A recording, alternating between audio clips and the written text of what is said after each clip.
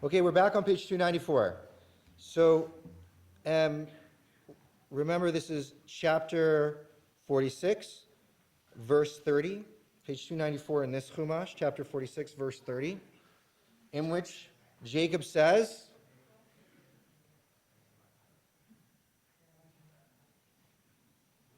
there it is, right? Amuta apam achari re'otzi et panecha ki odecha chai. Now I can die, having seen for myself that you were alive. By the way, just to give you a sense of like the way, so smattering of the different commentaries, the way that it go, a commentary named Alshich says that what's Jacob saying here? He's actually sort of making a bad joke. He's saying so much bad stuff has happened to you, it's better that I die now in case while things are good. I didn't write it. It wasn't. There's a more poignant commentary by Seforno, I believe, who ends up saying, he says, what does it mean? He says, now I can die. He says, since you died, I stopped hearing the voice of the Shekhinah. I stopped hearing the voice of God. And now that you're back, I can hear it again. And so let me die now, when I'm still being able to hear it. But I'm interested in hearing from you. What do you think the connection is between these two moments? The first one where Jacob declares himself frozen from life and life until death in many, many ways. And this strange moment where he says, I seem to be full of life, and now let me die. Thoughts? Yeah, Martha. So, I've been reading this story regularly for many, many years, and this is the first time I realized that when they brought him the coat, nobody said anything about a body or about bones. So he must have known, Jacob must have known something was strange.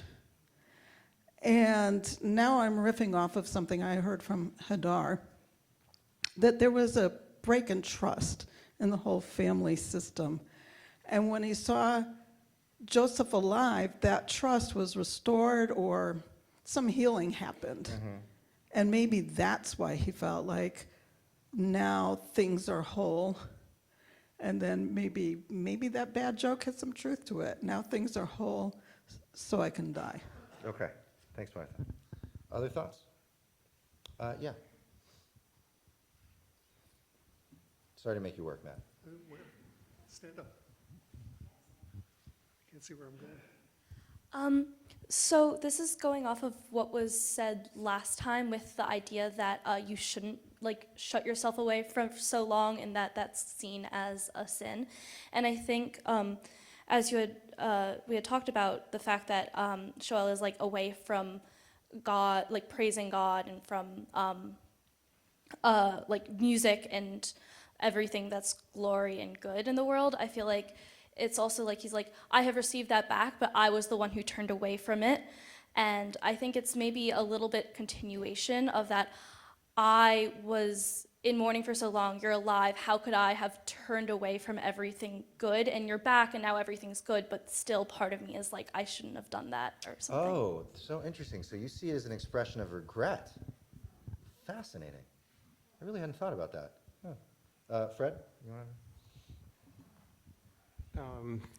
I guess in thinking about people who've suffered terrible losses, like what happened most recently several days ago, but also going back to parents who lost children due to crazy actions and shootings, and how they repurpose their lives to try to prevent that from happening again. And I don't know exactly how it relates to this passage, but it sort of made me think about that. Okay, thanks. Making you cross the room again, Matt.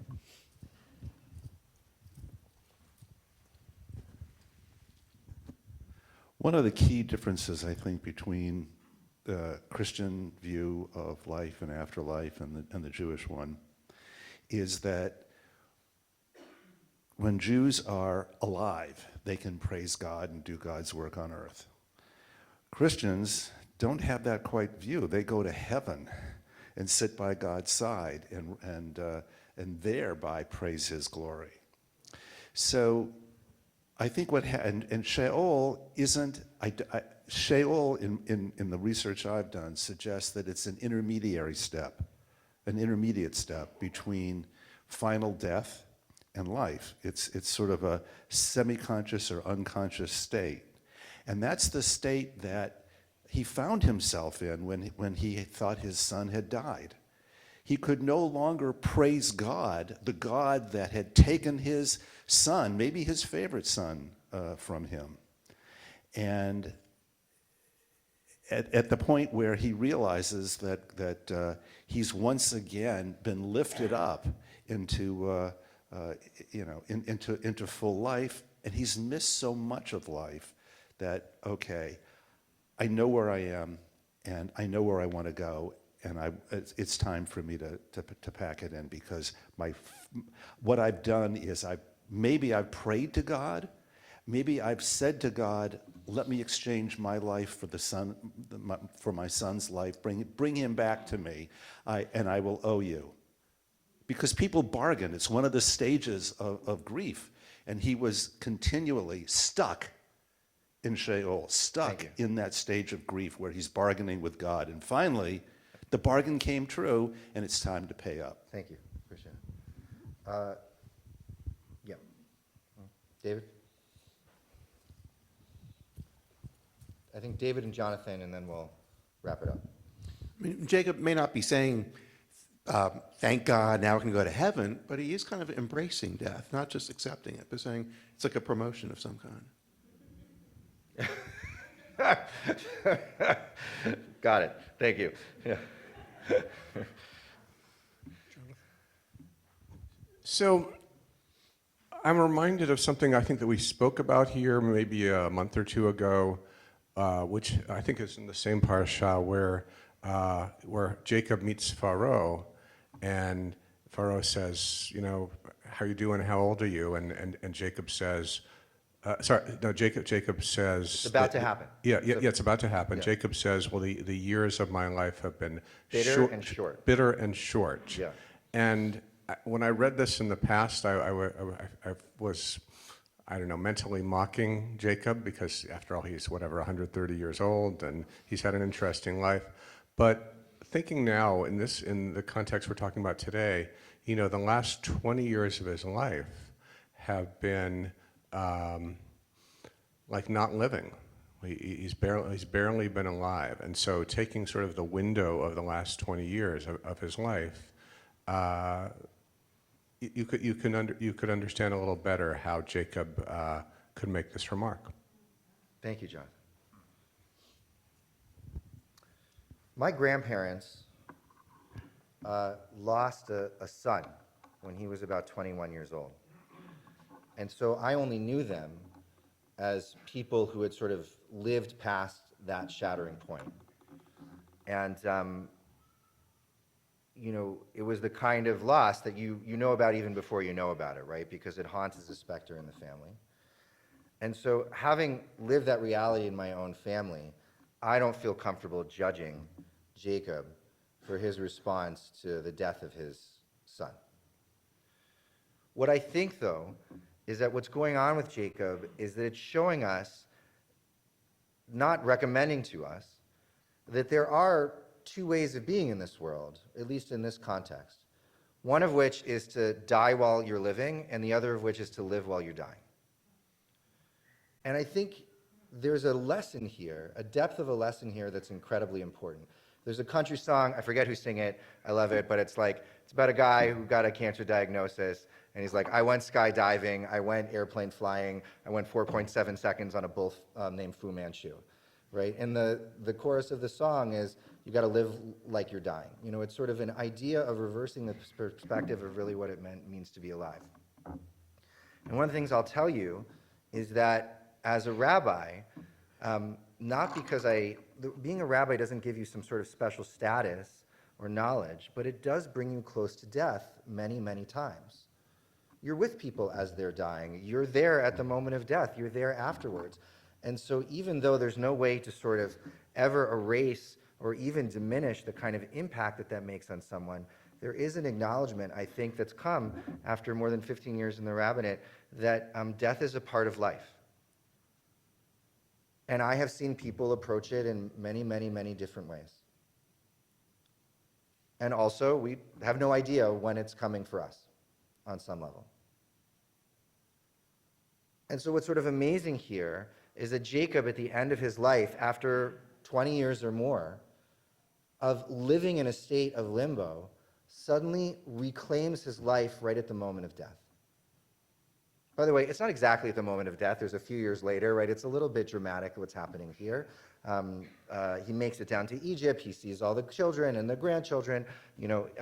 Yosef is there when he finally passes away. He has a very long and not very pleasant series of blessings that he gives to his sons. There's a lot of trauma there. All you therapists can work it out.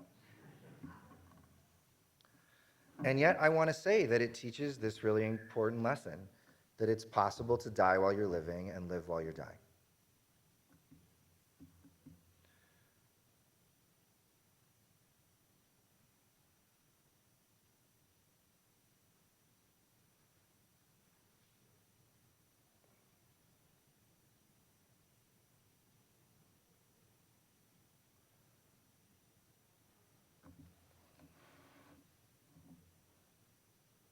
I want to suggest something to us. Sorry, I got distracted because I was worried that the door was going to blow back open again.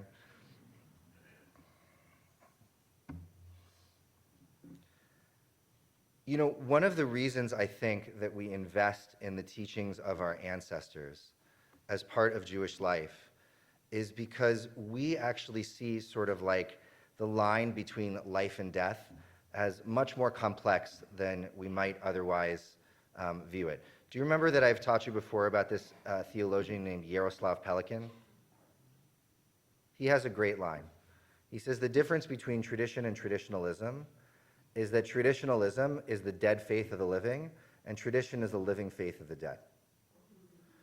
And one of the reasons I think we're like going back to this book again and again and again, this was the definition of written by old, dead, mostly men, right? But the reason we keep on going back to it again and again is because even in the words of the dead, there is something still living, and it's our job to sort of grasp it. And the thing that I'd like to sort of recommend to us in this moment is that with Jacob's understanding that he can be sort of brought back to life again, that I think that we should sort of be returning and returning and returning to the Torah, not only because it has wisdom to guide our lives, not only because it has something to teach us, but inside of it is really sort of like a burning coal that never goes out.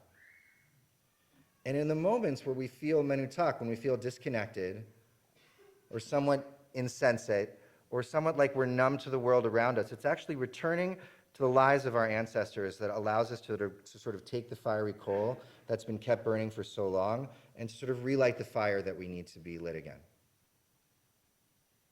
If you want to understand why I'm so devoted to this endeavor, and maybe why you are too, is because I really think that inside of what we're doing here is a fire that never goes out. And that ultimately the responsibility that we have as people in this synagogue, in this place, is to make sure that our behavior reflects that. And what I mean by that is that's why I'm always pounding on the table when we're praying. And that's why there's this investiture in music and love and life. That's why I make bad jokes from the bima, and some of you do too. Because ultimately what you want in this room is not a place in which everything stays the same all the time, but rather when you walk into this room, you should be able to feel like you're holding on to life, that there's something vibrant and there's something alive and there's something real. Because I know that all of us will eventually sort of meet our maker, and while we're here, I want to make sure that we're as much filled with life as possible. I grew up that Shabbat mornings were like boring by design. I have friends, by the way, who if it's like it's not boring, it's not authentic, you know?